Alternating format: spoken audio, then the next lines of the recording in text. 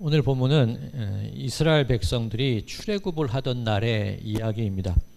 이 날을 유대인의 절기로 말하자면 유월절과 무교절이 되겠죠. 그 어린 양의 피가 문설주와 임방에 발린 그 문을 하나님께서 넘으셨기 때문에 유월절이라 그러고, 그 밤에 누룩을 넣지 않은 떡을 먹었기 때문에 무교절이라고 하는 겁니다. 자, 그렇다면 이 출애굽을 하던 날 이 밤 분위기는 어땠을까요? 오늘 본문에도 나와 있는데 애굽 모든 지경에서 자식을 잃은 부모들의 애곡하는 소리가 들렸습니다. 그리고 이 히브리인들, 이스라엘 백성들은 짐을 챙겨서 그 밤에 애굽을 떠나야 했는데 얼마나 분주하고 정신이 없었을까, 그런 생각을 하기도 합니다. 그렇다면 이 이스라엘 백성이, 히브리인들이 애굽이 혼란한 틈을 타서 도망치듯 떠난 걸까요? 계속 노예 생활하고 묶여 있었는데 지금이 기회라서 빨리 이 틈을 타서 빨리 도망가자, 사라지자, 그렇게 출애굽을 했던 것일까요? 자, 오늘 본문 33절과 34절입니다. 애굽 사람들은 말하기를 우리가 다 죽은 자가 되도다 하고 그 백성을 재촉하여 그 땅에서 속히 내보내려 하므로 그 백성이 발교되지 못한 반죽 담은 그릇을 옷에 싸서 어깨에 매니라. 이 상황 분위기 설명이 잘 되어 있죠. 이 애굽 사람들은 빨리 나가라는 거예요. 이스라엘 백성들 빨리 나가 재촉하고 있고, 이스라엘 백성들은 뭐 이 반죽 그릇을, 누룩이 들어있지 않은 반죽 그릇을 옷에 싸서 메고 떠날 만큼 그런 어떻게 보면 급박한 상황이 진행되고 있는 것을 볼 수가 있습니다. 계속해서 이어지는 35절과 36절을 보면 더 자세한 분위기를 알 수 있는데, 이스라엘 자손이 모세의 말대로 하여 애굽 사람에게 은금 패물과 의복을 구하매 여호와께서 애굽 사람들에게 이스라엘 백성에게 은혜를 입히게 하사 그들이 구하는 대로 주게 하심으로 그들이 애굽 사람의 물품을 취하였더라. 자, 은금과 패물과 옷들을 얻어서 나갔다고 합니다. 우리는 그냥 못 나가, 빨리 내놔, 이렇게 강압적으로 받아낸 것은 아닙니다. 그런데 오늘 본문을 보면 좀 말이 어렵습니다. 여호와께서 애굽 사람들에게, 이스라엘 백성에게 은혜를 입히게 하사. 조금 이게 어려워요, 말이. 그래서 세 번역, 이 공동 번역도 비슷한데 세 번역으로 제가 다시 읽겠습니다. 주님께서는 이스라엘 백성이 이집트 사람에게 환심을 사도록 하셨으므로. 이것도 조금 번역이 이상해요. 지금 애굽 사람들의 처지는 어떻습니까? 이 큰아들이 죽은 거예요. 그리고 빨리 나갔으면 좋겠습니다. 그런데 환심을 사게 했다? 뭐 좋은 관계를 유지하면서 좋은 게 좋은 거지, 그렇게 선물 받아 나가는 그런 분위기는 아닙니다. 그러면 이 환심이라는 말로 번역되어 있기는 한데 이게 어떤 뜻인지 조금 더 알아봐야 됩니다. 자, 지금 읽은 이 36절 마지막 부분을 보면 그들이 구하는 대로 주게 하심으로 그들이 애굽 사람의 물품을 취하였더라. 자, 여기 취하다에 각주가 달려있죠. 예, 제가 가진 성경 각주 1번으로 표시되어 있는데 각주 1번 어떻게 되어 있습니까?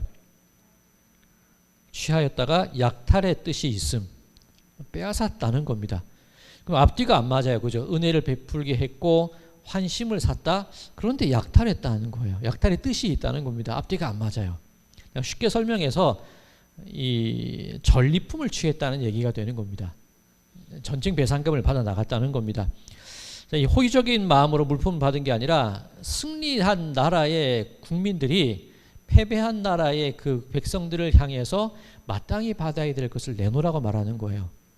이 환심을 사서 은혜를 베풀어서 이 뭐 이게 좋은 관계가 아니라 마땅히 자기들이 내어야 될 전리품, 바쳐야 될 전쟁 보상금이기 때문에 기꺼이 이스라엘 백성들에게 내어주는 그런 관계가 되었다. 그렇게 이해를 하면 되는 겁니다.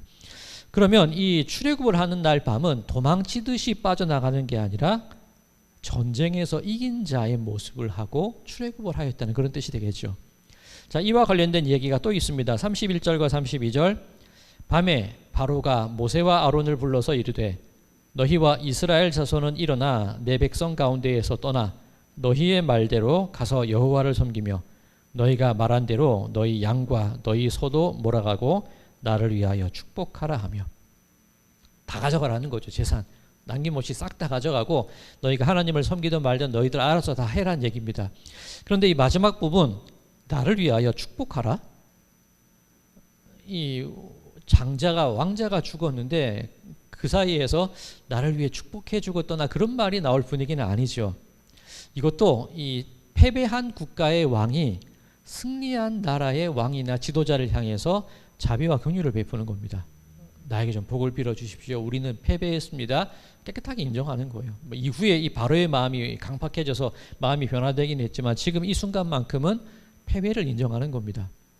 자, 그렇다면 히브리 민족 종되었던 곳에서, 이 이스라엘 백성들이 종되었던 곳에서 자유를 얻게 되고 이제 하나님의 백성으로 세워지고 만들어져 가는 과정 속에서 하나님은 그들에게 무슨 경험을 하게 하셨냐면 승리하는 경험으로 그들의 삶의 새 출발을 시작시키려는 겁니다. 도망치듯 급하게 얼렁뚱땅 나온 게 아니라 너희는 승리한 백성이야, 이긴 백성이야, 당당하게 전리품을 취하고 이긴 나라의 백성의 모습으로 그 진나라 사람들에게, 패배한 나라 백성들에게 긍휼을 베풀고 자비를 베풀고 그렇게 당당히 나오라는 그런 의미가 되는 겁니다. 자, 그렇다면 이 승리할 수 있었던 이유가 어디 있었겠습니까? 뭐 싸움을 잘해서 승리를 했습니까? 아니면 노력을 해서, 아니면 뭐 자격이 있어서 간절히 빌어서 승리를 한 겁니까? 이스라엘 백성의 승리를 할 수 있었던 단 한 가지 이유는 어린 양의 피입니다. 노예들이라서 뭐 잘 살고 못 살고 큰 차이는 없었을 것 같은데 어쨌든 부자냐 그러지 못하냐, 배움이 많냐 그렇지 않냐, 삶 속에서 노력하는 스타일인가 노력하지 않는 스타일인가, 그 어떤 조건과 기준 다 상관없다는 겁니다. 그 어떤 가정이랄지라도 어린 양의 피가 발렸냐 안 발렸냐 오로지 그것만이 기준이라는 거예요. 자, 그러면 이 우리 그리스도인들의 경우도 마찬가지입니다. 우리가 예수를 믿고 구원받은 자의 삶을 시작할 때 우리의 삶은 승리로 시작된다는 거예요. 이를 어때 걱정과 근심과 죄악에 얽혀 있는 삶이 아니라 예수 믿고 구원받은 자의 그 승리자의 모습으로 그렇게 당당하게 우리들의 삶을 시작해야 된다는 겁니다. 그런데 우리가 승리할 수 있는 이유가 어디에 있느냐? 나에게 어린 양의 피, 예수 그리스도의 피가 발려있냐? 그 예수 그리스도의 십자가의 은총, 구원의 은혜가 나에게 주어졌냐? 내가 그것을 믿느냐? 오로지 그것만이 기준이라는 거죠. 다른 거 없다는 겁니다. 승리한 자의, 이긴 자의 경험을 우리로 하여금 누리게 하실 때에 오로지 예수 그리스도의 피만 있으면, 보혈만 있으면 우리는 충분히 그 모든 것을, 자유를, 승리를 누릴 자격이 된다는 이야기입니다. 자, 그런데 우리 한 가지 기억해야 할 부분이 있는데, 지금 출애굽하면서 이 은, 금, 폐물, 의복을 이스라엘 백성들이 애굽인들로부터 받아서 나갑니다. 이게 어디에 쓰일까요? 이게 왜 필요하다는 겁니까? 어차피 광야로 나갈 건데 이들이 가나안으로 바로 들어가서 땅을 살 것도 아니고 재물을 뭐 가구를 살 것도 아닌데 은금 폐물이 지금 왜 필요하냐는 거예요. 이 광야에서 크게 이 두 번 이 은금 폐물이 사용되는 기록이 있는데, 첫 번째는 무엇이냐면 시내산에서 모세가 십계명을 받으러 올라갔는데 내려올 생각을 안 해요. 그때 이스라엘 백성들이 선택한 것이 그 무치들을 모아서 아론에게 갖다 줘서 우상을 만들게 하는 겁니다. 자, 승리의 기억으로 새로운 삶이 시작되었는데 그 승리로 말미암아 얻은 그 전리품을 가지고 우상을 만드는데 사용한 것이 이들의 모습이라는 거예요. 자, 첫 번째 용도 그렇게 사용을 했습니다. 자, 두 번째, 언제 또 이 은금 폐물을 사용을 하냐면 하나님의 성막을 지을 때 사용을 해요. 너무나 다르지 않습니까? 같은 재물인데 너무나 그 사용처가 다른 것을 볼 수가 있습니다. 자, 그러면 우리가 가지고 있는 이 승리의 기억을 과연 무엇을 위해 어디에 쓰고 있냐는 거예요. 자, 우상이라는 것, 뭐 말 그대로 뭔가 형상을 만들어서 그것을 절하는 것도 그거 우상이지만 또 다른 의미로, 넓은 의미로 생각할 때에 내 불안한 마음을 달래는 게 우상 아닙니까? 또 진리의 힘도 없고 생명도 없는데 내가 불안하니까 괜히 의지하고 싶고 뭔가 그 액땜이라 그럴까요? 그죠? 무언가 거기에 기대고자 하는 그 대상이 바로 우상이라는 거예요. 그럼 우리 그리스도인으로서 승리의 기억을 가지고 우리 신앙인의 삶을 살아나가야 될 터인데, 살아가다 보면 불안한 일이 왜 없겠습니까? 왜 구원의 확신이 흔들릴 때가 왜 없고 시험에 들 때가 왜 없겠다는 거예요. 그런데 그런 순간이 닥쳤을 때 우리가 가진 그 승리의 기억들을 어디에 사용하느냐? 내 불안함을 잠재우기 위해서 자꾸 무언가를 하려고 하고 내 불안한 마음을 흩어놓기 위해서 무언가 다른 것을 기대하고 그곳에 내 힘과 내 재물과 내 노력을 사용하지는 않느냐는 겁니다. 똑같은 승리의 기억인데 우상을 만드느냐 아니면 하나님의 성소를 짓는데 그 재료로 사용되느냐 너무나 다른 결과가 있다는 겁니다. 그렇다면 우리 승리의 기억을 가지고 살아갈 때에 우리가 선택해야 될 우리 기억의 사용처는 너무도 분명하지요. 그런데 우리는 그러지 못한 삶을 사는 게 현실이기도 합니다. 자, 그렇다면 한 가지 더 기억해 봐야 될 부분이 있습니다. 이 승리의 기억들을 어떻게 하자는 거예요. 오늘 본문 23절에서 28절 조금 긴데 제가 쭉 읽어 나가겠습니다. 우리 함께 눈으로 읽으시기 바랍니다. 23절에서 28절입니다. 여호와께서 애굽 사람들에게 재앙을 내리려고 지나가실 때에 문 임방과 좌우 문설주의 피를 보시면 여호와께서 그 문을 넘으시고 멸하는 자에게 너희 집에 들어가서 너희를 치지 못하게 하실 것임이니라.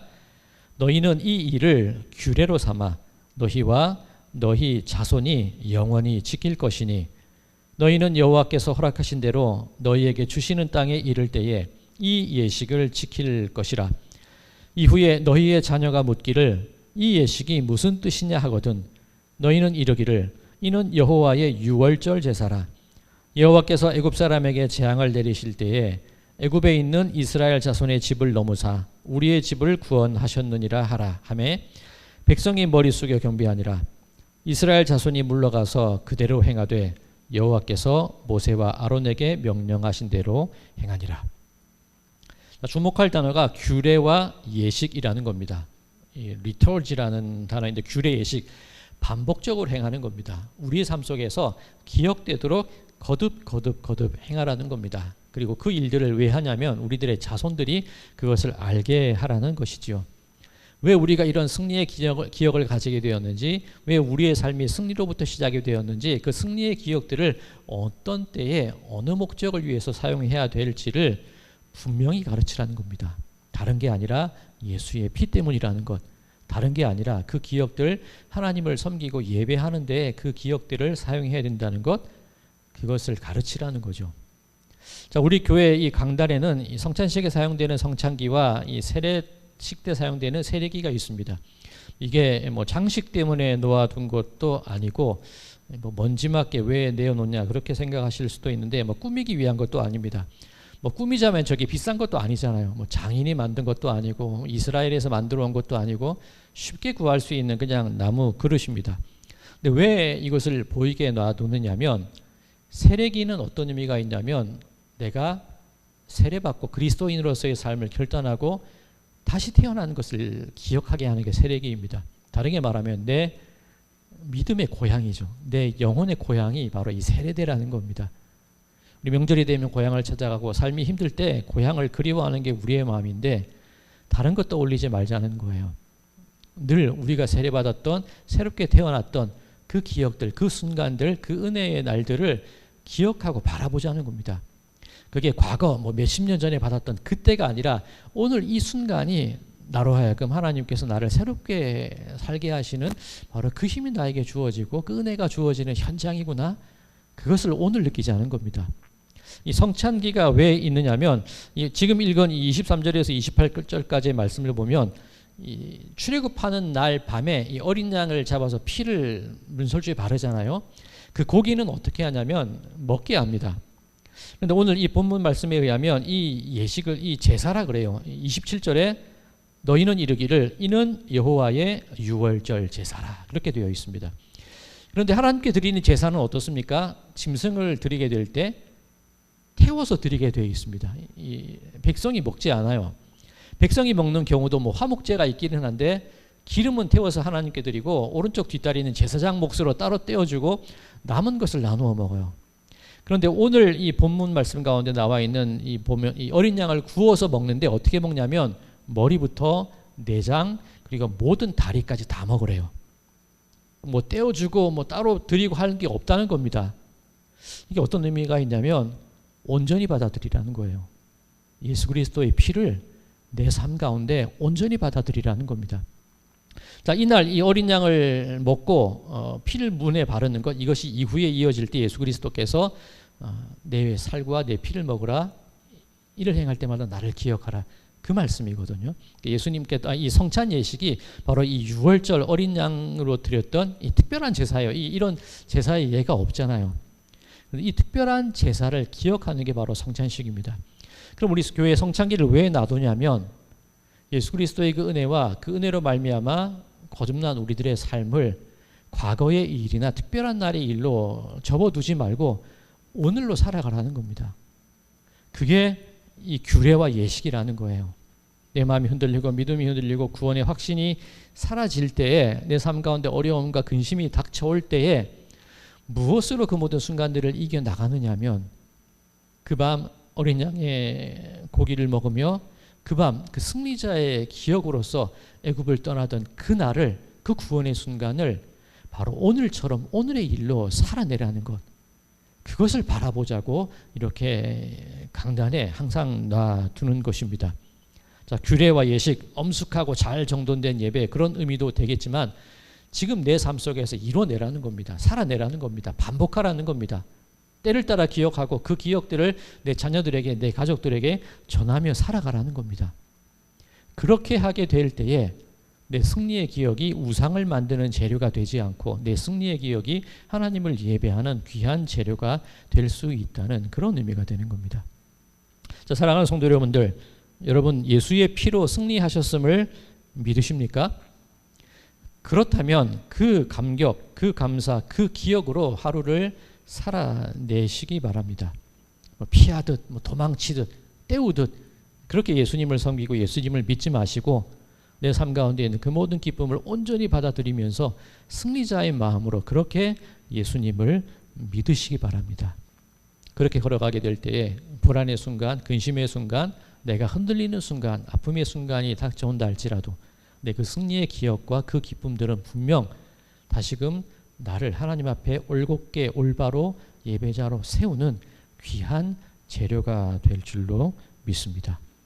그렇게 날마다 예수의 피와 함께 살아가시는, 날마다 그런 승리자의 기억으로 하나님을 예배하며 살아가시는, 그렇게 내 가족에게 보이시고 내 자녀에게 보이시고 우리 이웃에게 보이심을 통하여서 그 기억들을 나누고 체험하며 오늘 하루의 삶으로 살아내시는 우리 모든 분들의 삶이 되시기를 주님의 이름으로 간절히 축원드립니다.